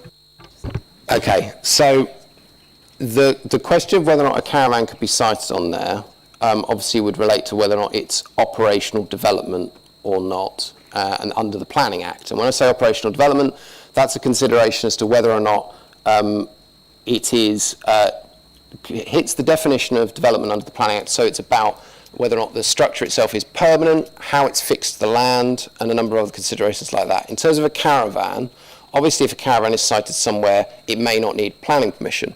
If that caravan, though, is sited for the purpose of renting out that caravan, and then there is no permitted development rights for the siting of a caravan for a use that is not connected with the dwelling house if you're renting out accommodation. So there is a change of use of the land from residential garden land to the siting of a caravan for tourist use, however we refer to it. So there are safeguards within the Planning Act to avoid outcomes such as that occurring, and we've considered that the rights we've taken away are sufficient to deal with one potential issue. Other potential outcomes are, I suppose, part and parcel of what's in the Planning Act and whether or not it results in something that needs planning permission or not, and whether or not then we get an application in and could consider it or not.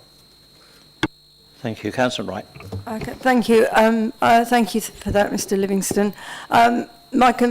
You've kind of answered all my concerns. I've got, I suppose, because it was my ward once upon a time, in St Nicholas, they are really worried at the moment because their village seems to be disappearing with all the impact of all the building work that's going on, and just wanted to make sure that this isn't going to be another development by stealth, as it has been in the past. So.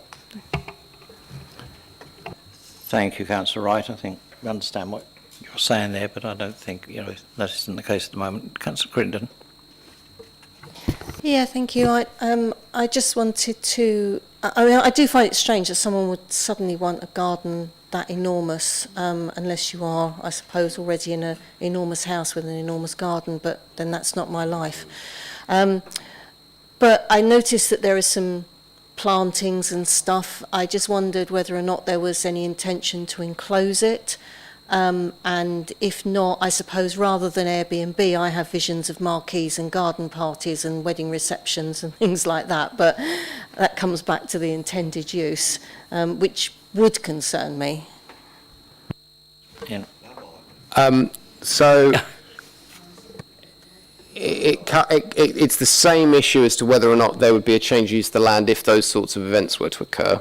So it's not about the physical structures, it's about the use of the land and whether or not there's too many of those events in a year. And again, this is all hypothetical on this.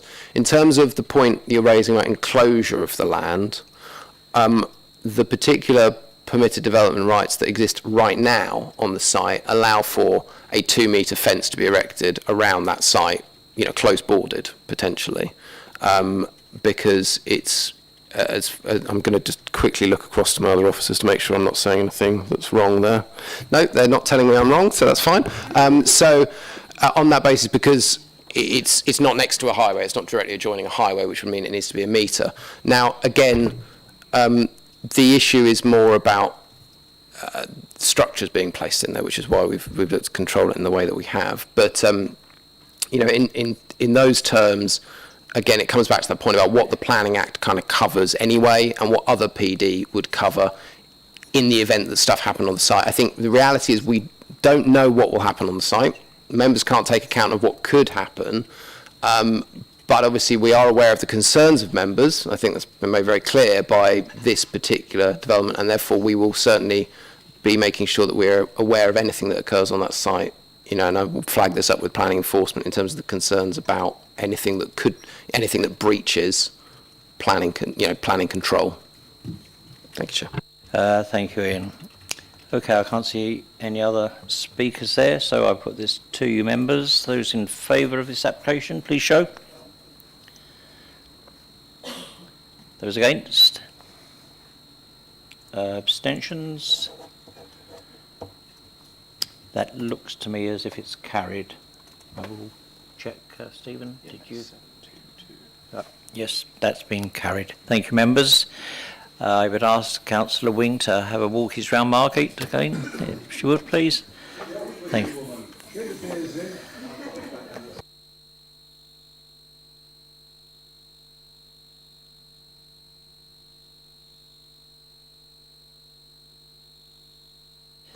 Thank you, members.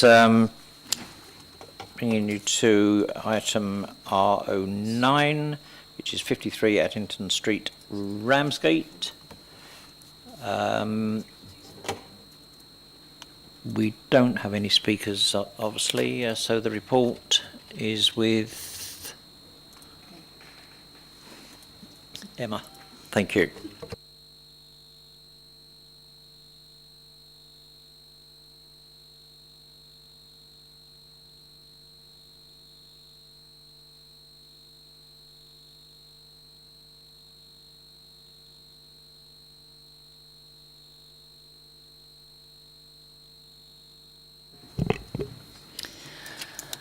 Okay, the application site is in this area here, outlined in red. Fronts onto Addington Street.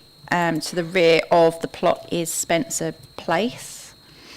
This is an aerial view. So the application site is this plot here. So you can see there's already built form to the rear. This is a single-storey outbuilding. There's already single-storey extensions to the rear of the plot. This property, number 55, you can see they've got quite a deep 2-storey rear extension running along the boundary here. And this is number 51. And to the rear of number 51 is number 51A. So this is a separate dwelling to the rear of number 51. So 2 dwellings within this plot. and then this is it's a little bit blurry, I'm afraid, but a more detailed view looking at the application site. So this is the application property here, and these you can see are existing structures to the rear, and again you can see the number 51A, an existing dwelling, and that's the extension linked with number 51A, and then number 51 in this location here, and again you can now see the extension projecting from number 55. You could also see in this visual image the Spencer Place to the rear, and you can see here these are the rear gardens associated with Spencer Square. This is the front elevation of the property. So there's the only alterations to the front is that some metal railings are being installed along the front boundary. So the metal railings will match the properties either side. So there's no real concerns with the impact from the front elevation, and that's the only change there. And then I'm now going to go through some photos from the rear. So I'm going to start with some photos from number 53, and then I'll show you within this rear area of number 51 and 51A. So this is at the rear numbers from Spencer Place, looking towards the application site. So this is the application site on the right-hand side here. So this is an existing structure to the rear, single story. You can see these are the other single-storey structures as well behind the property. This is number 51A, so a separate dwelling that fronts onto Spencer Place. And here again you can see the extension that projects out from the neighbouring property. Slightly more zoomed in, so again you can see the existing structures to the rear of the application property. So there's pretty much a single-storey extension, almost the full depth of the plot, other than in this location here, where there's a small yard area that serves the property as external amenity space. And then a bit more of a zoomed-in view of the structure. So they've got sort of butterfly-style roofs at the rear, and this here on the right-hand side again is that open yard area. So this is now taken from inside the application property, looking from the first floor window out towards the rear. So this is the existing rear extensions to the rear of the property. That is the existing building that's on the rear boundary of the property. Again, you can see the rear extension of number 55 to the left, and you can start to see the side elevation of number 51A on the right-hand side here.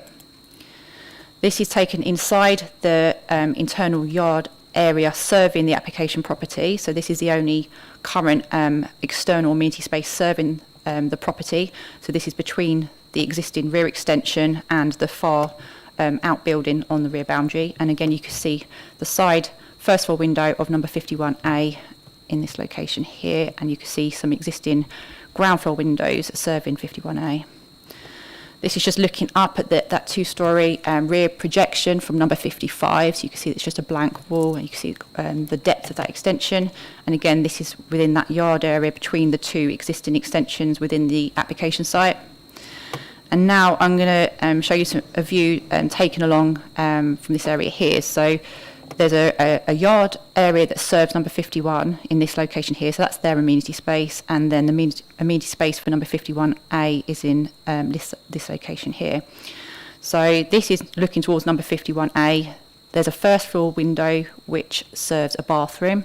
There's two ground floor windows that serve a kitchen and dining room space, and this area here is the kitchen as well, and that's a door serving that kitchen space. So this isn't considered to be a habitable room given the size of this space, and these windows are secondary windows serving one large open plan space within the ground floor of the building. So this is taken from the rear from Spencer Place, looking back towards the side view of number 51A. So again, this is the window serving what I believe, we've looked at some plans that they recently submitted for an application, so that's what it shows on the plan, so I'm assuming they are correct. But this is a secondary window serving the lounge area. Again, you can see the bathroom window in this location here. So the distance between this side wall and the side boundary is 1.5 metres. So this is their amenity space serving the property. So you can see a table and chairs in this location here. Not particularly wide space. And then as we approach the rear of number 51, you can see a door and window. This serves the lounge area. This is a bedroom window at first floor level here, and there's also a basement window. So you can see this basement window here, that serves a play area. So you can see there's a steps leading up to that door. So these two windows are serving the lounge space. You could say this is the amenity space serving that property. So you can see some sort of play equipment in that space. And this is taken on those steps where the door is looking back towards Spencer Place. So again, you can see the side elevation of number 51A, and this is their kitchen extension and the kitchen door in this location. So this is the existing front elevation, and this is the proposed. So you can see the only change being the metal railings at the on the front boundary, which, as I said, we have no concerns with, given the fact they match the design and materials of neighbouring properties. And this is the existing rear elevation. So you can see the existing rear projections at single-storey level. And this is the proposal. So the proposal is for a first floor extension that extends out above part of the existing ground floor extension. It also includes a walkway that leads to a roof terrace that's being created above the rear outbuilding on the rear boundary. So in terms of materials, the site's located in the conservation area, so they have used timber windows and doors, and cladding has been used, which is there's presence of some cladding in the surrounding area, so there's no concerns with the actual material of the extension. In terms of the actual presence of the extension, in terms of the impact on the conservation area, whilst it's quite deep, so the actual depth of the extension is 5.58 metres, given the fact that there is this two-storey projection at number 55, this doesn't come out as deep as that two-storey projection. So in terms of the actual impact on the character and appearance of the conservation area from the principle of a first floor extension, we don't have any concerns. So this is just again to show you the context of that. So the first floor extension is coming out at this point here. It extends to roughly this point here, so it isn't as deep at this point. So again, you can see quite a good setback from the rear elevation of that extension and Spencer Place. And obviously we've got the projection of number 51A on this side here. So again, as I've said, there's no concern with the visual impact of that first floor extension. So this is the existing side elevation. So this faces the amenity space serving number 51 and 51A. So this is the current view that they have of the projections that come out at a single-storey level. And this area here was the external yard space. And this is now the proposed extension and side view that they would get. So you can see the raised eaves level at this point here. You can see the depth of the extension. So number 53 already projects 1 metre beyond the rear elevation of number 51. So there's already that projection beyond that property. And then on top of that, there's now the 5.58 metre deep extension. So overall, there's going to be a depth of 6.5 metres from the existing rear elevation of number 51. You can see that there's this walkway area here, and then this is the roof terrace over the existing rear outbuilding. So the roof terrace has railings around it, there's no solid enclosures, and this will be clearly visible from Spencer Place to the rear, which is basically on the boundary with Spencer Place at this point here. So in terms of the floor plans, these are the existing floor plans, so you can see the projection at ground floor level of the extension, and now these are the proposed floor plans. So the main plan to look at really is the first floor plan, which is this one here. So this is the extension at first floor level. So you can see the depth of the extension, which serves a bedroom and a balcony area.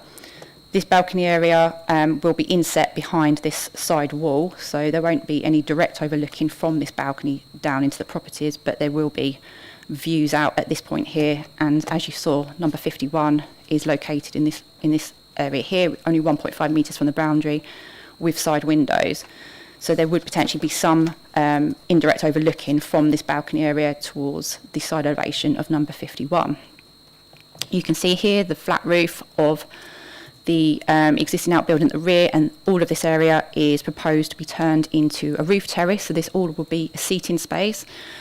So you can see the existing courtyard area serving the property. So there's you can see at ground floor level here, and the views down to it at first floor level. So at this point, that courtyard is covered.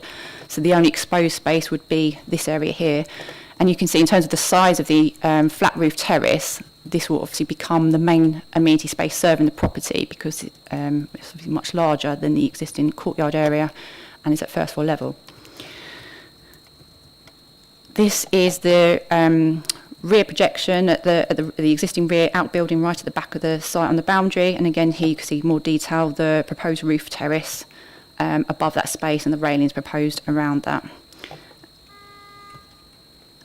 So the concerns we have are to do with the visual impact of the roof terrace and the impact that has on the character appearance of the area.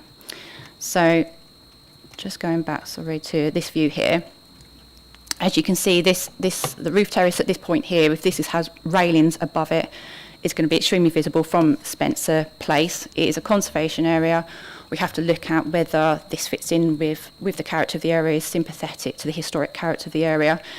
We consider that this will be an alien feature on the rear of this property. Whilst you may consider it's just railings on top of the roof, it's the associated use with those railings. So this is going to be a seating space, so you can imagine that this is going to have tables and chairs on top of it, could have a parasol on top of it, and it's considered that the use of that for that purpose and the associated railings with it would be detrimental to the character of the area, because it's not characteristic of the rear of properties in this location. So that is one concern that we have, is the impact of that on the conservation area as an alien feature, and that detracts from the visual amenities of the area. The other concerns we have are to do with the impact on neighbouring living conditions. So just going back to the neighbouring properties. So in terms of the side elevation of number 51A, as I said, this is a bathroom window, and at ground floor level are secondary windows. So we don't actually consider that there would be a significant impact on light or outlook to those windows in that side elevation. What we are concerned about is the impact from overlooking from the terrace. So again, the roof terrace is in this location here. The balustrading around it is all at low level, see-through railings. There's no privacy screening anywhere, so you could stand at this point here and look directly down into this amenity space serving number 51A, which, as you can see, is very restricted in size. And on top of that, there would be views through to this amenity space here. So again, from the roof terrace looking back to this space, that you'd be able to look directly into this space, also into these windows here, and this is a lounge window, and you've got a bedroom window here at first floor level. So again, in terms of those distances and that relationship, there is significant concern with the impact on their privacy. In addition to that, in terms of the property to the rear, so this is the rear garden of number 24 Spencer Square. There's a distance of only 4.36 metres between this rear elevation of number 24 and the proposed roof terrace. So again, at this point here, someone can be standing here looking directly into this rear amenity space. So again, direct overlooking, very short distance, significant loss of privacy for that rear garden. Also, there will obviously be some indirect overlooking of the neighbouring properties' gardens as well in this location, which also are quite a short distance from that roof terrace. So the roof terrace causes us concerns because of the significant overlooking to all properties in the surrounding area from that space, which we consider will be quite intensely used given the size of that space in comparison to the existing amenity space serving the property. The other concern we have is with the actual first floor rear extension and the impact that has on the rear elevation of number 51. So as you can see again on this first floor plan, this is the depth of the extension. So as I said, it's 6.5 metres beyond that existing rear elevation of number 51. As you saw from the side elevation, this is the increase in height from the existing single-storey projection up to two-storey level. So there's going to be this high eaves level at two-storey at 6.5 metres depth running along on the boundary. So the concern we have is that this will impact on light and outlook to the rear windows within number 51, whilst also creating a sense of enclosure for the amenity space serving number 51 and part of the amenity space serving number 51A. When looking at it again from this view here, you can see in terms of the impact on light, so there is that two-storey projection from number 55, which obviously causes some loss of light already. But in terms of this extension here, at the point when the sun is coming round to the south, it would be causing loss of light and outlook through to this space, which already, as you can see, because of the presence of number 51 to the rear, is already very restricted in terms of light and outlook anyway. So that is another concern that we have. So the other point we have is to do with, again, going back to the roof terrace, is the use of this terrace and the potential impact from noise and disturbance on the neighbouring occupiers. So in this location here, again, if that's going to be used as the main amenity space serving the property with tables and chairs, there's no restriction on the hours of use of this space. This here is a front bedroom window to number 51A. So in terms of the distance, again, it's about 2 metres or so from a bedroom window to this roof terrace where there could be noise and disturbance.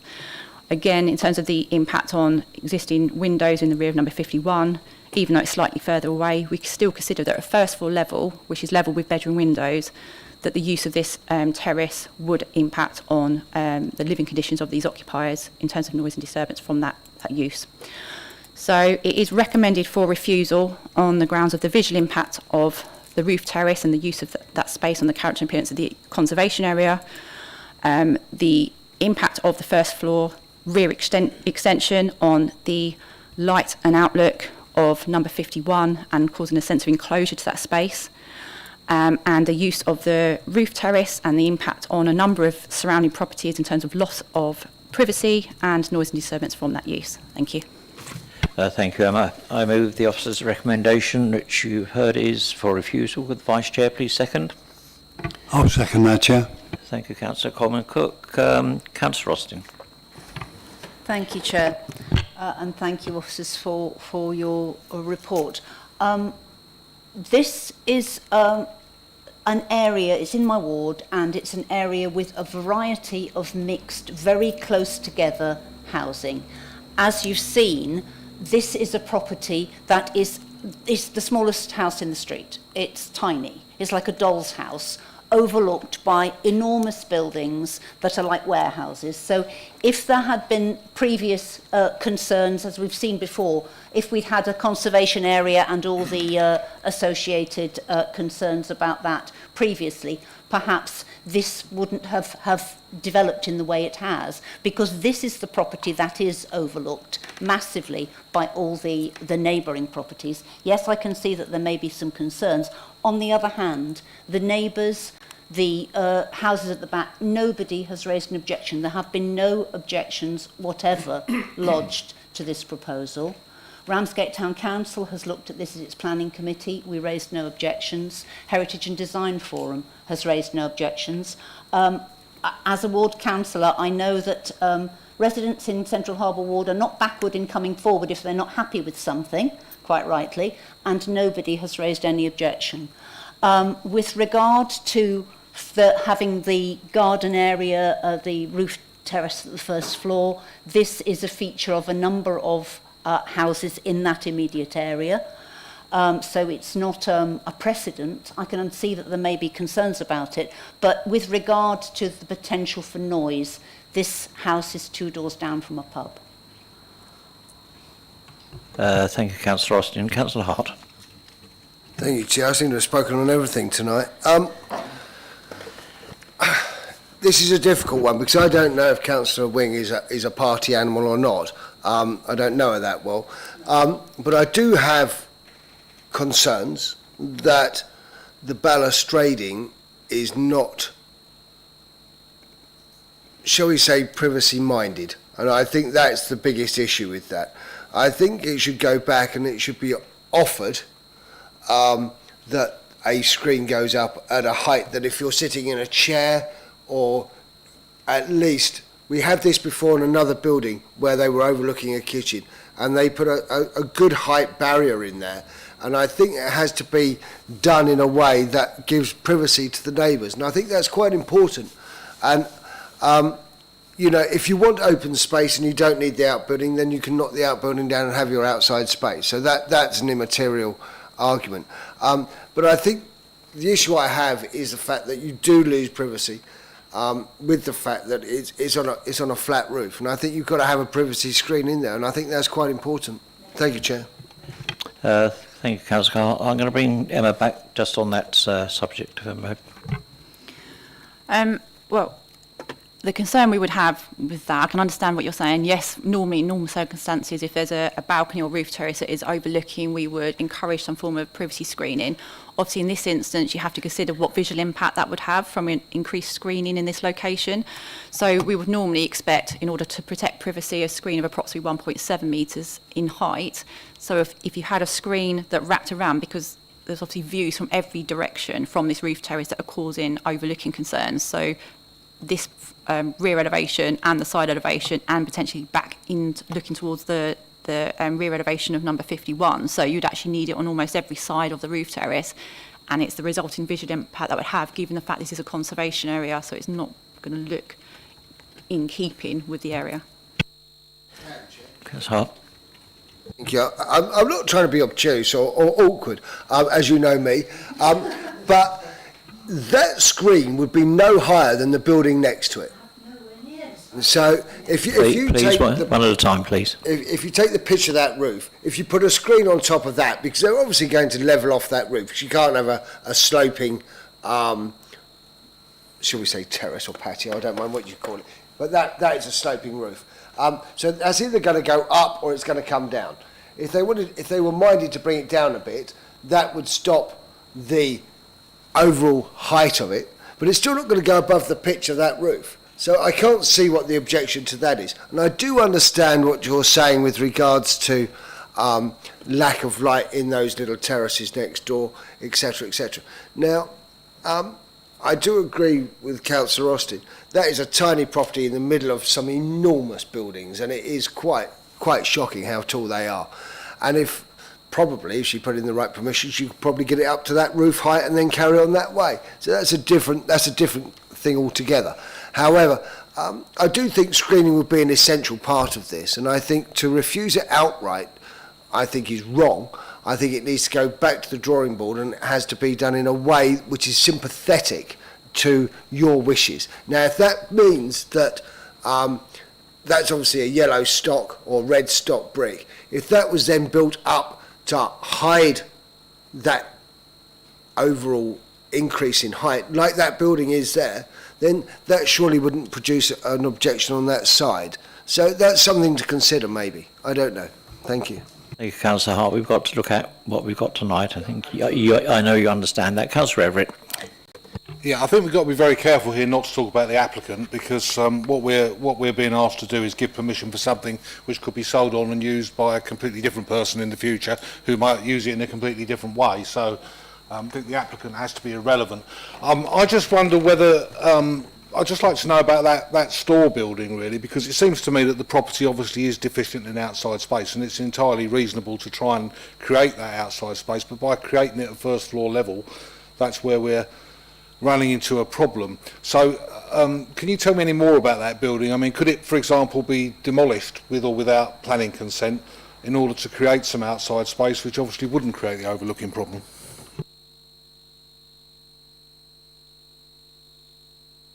So this is the existing floor plan. So you can see this is the store area here. So yes, if that was demolished, then the whole of this space would be potential external amenity space to serve the building. This structure is too small to require any form of permission to be demolished, so it could be demolished. I don't think we'd have any huge concerns with that being demolished. So yes, that would be a solution for achieving external amenity space to serve the property that wouldn't be impacting on the neighbouring properties. If I can just come back as well whilst I'm speaking on the point that was just raised again about the potential screening. What you need to consider is, whilst yes, you could in theory build this up with brick, and you could say, well, that's actually in keeping what's around here because you've got a building here up to eaves level with brick and you can see other properties here. You have to consider that in this particular circumstances, there is a dwelling here that has a side elevation fronting this space that's only 1.5 metres away from this wall. At the moment, it has these two ground floor side elevation windows that are serving a lounge area. And whilst I have said the secondary windows, you can see from the front here, there's a very small window to the front serving that space as well. So probably the main light is actually probably from these side windows that are much larger. If you build up at this point here with another 1.78 metre high structure, again, it's the resulting impact that's also going to be still having on light and outlook into this property, because this is the only amenity space serving this property to the side, and there is a lot of light and outlook currently probably coming to this property above this at single story level. So I think we just have to be careful that, you know, one solution creates potentially another problem. So. Thank you, Emma. Councillor Austin, you come back. Chair, I wonder, I know there are regulations that govern this, and I'm not sure if it's appropriate to suggest that you might be minded to arrange a site visit. Because actually I think until members see quite how this whole space is laid out, I think it's quite difficult to envisage, even from the plans and the photographs. Thank you. I will see if there's any more. Councillor Moore. Yes, thank you, Chair. I think the main points that stick out are the fact that there is loss of light to 51A and to 51. The fact that you're having that roof terraced area means they can overlook 51A, 51, the people in Spencer Square. There's no sufficient screening. And I think, as Councillor Everett said, you know, if that rear store was removed, they would have an adequate rear garden at ground floor level, which would still impact if they were noisy because they're in close proximity, but it would reduce the overlooking, which is the biggest issue there. So that's the concerns I have with this. Thank you, Chair. Thank you, Councillor Moore. Councillor Orban. Yeah, thank you, Chair. Yeah, as been said, it's a difficult one, but the extension in itself attached to the house seems fine. It is the actual siting of a terrace with that on there, and I think it would look odd. I know what Councillor Austin said, but I do think it would look odd. And I'm just slightly swayed in favour of the officer recommendation. Thank you, Chair. Thank you for that, Councillor Orban. Councillor Zeski. Yeah, Chair, I'm inclined to agree with my other councillors on the extension itself being good, and no problem with that. It's the flat roof terrace that seems to be the issue.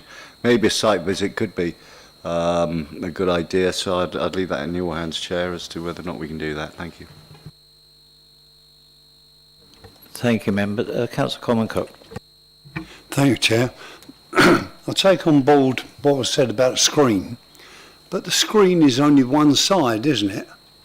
What happens to people in Spencer Square opposite? They're still overlooked. The people to the other side are overlooked. If you had screens going all the way round, that sort of defeats the object, doesn't it? So, in my mind, I'd support the officer's view. Thank you. Thank you, Councillor Coleman-Cook. Councillor Crittenden. Just picking up on what was said earlier about we know what we're agreeing here or not, but you don't know what's going to happen 10, 20 years down the line. We could have screens put up, but they could be removed by later people in the properties, and I too am worried about the overlooking impact. Thank you. Now, I can't see any other members. Now, I know it's been touched on regarding the site visit, but I feel what I've heard from you members is that you are on the officer's side for refusal on this. I take on board what's been said about this space at the back and so forth, but so therefore I am going to put the officer's recommendation to you, which is for refusal. So those who agree with the officers, will they please show their hands?